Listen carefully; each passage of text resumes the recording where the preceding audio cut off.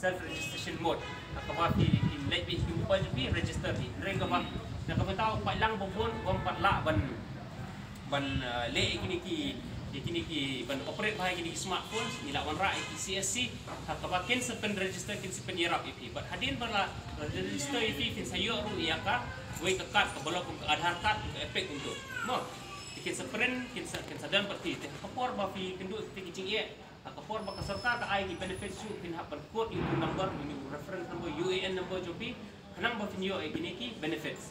Mo the kani ka card ukam dei ka card ko pang hap renew every 6 months every 3 months ne punta dei de ka dei lifetime. Mo sin la dan ka card kalau lang permanent kung ka Aadhaar ka efek. Mo di hak bo phai ko card di hak ba dei bo registration ne kalian CSC ngan itu lupan dan ni registration kalau free dari hak ba dei bat ka bisa bo fin hak siu kalau sispa ne ka. Mo kani ka dei ka by print. Ngan ong ipi ko finle dak tu ko kamha ko sisba namar pa kande gitu ko bae de fikwa de gitu ko batat ro tu bosle dak ka xerox ko ko sangko sangko di ka keshe de dak tu bae de kala next number ti wah de ngin sedang tak mentar fi ka pidi bat ka isram bilang tak itahi kai ka lang ka asyai nak kita ki babon de fidel kanu no jing clear ko ni ko por nak berkili nang ba ni syai ki nang masibet di kila registration dan flow baik kami ada. Wah, kita try kalau dia kata apa saya akan buka ini dan ya air lah ini buat ya buat juga. Masih berubah.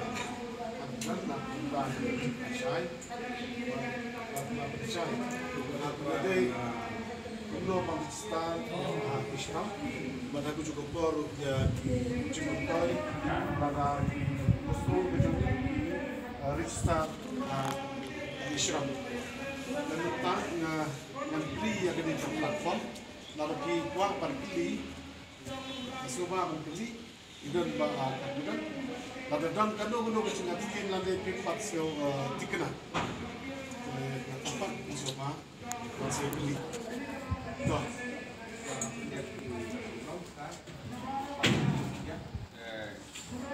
Nak itu nak kayu belajar pendek Islam yang mereka juga kompat lek pakai ini kompat susah nang nang ini kau yang Islam.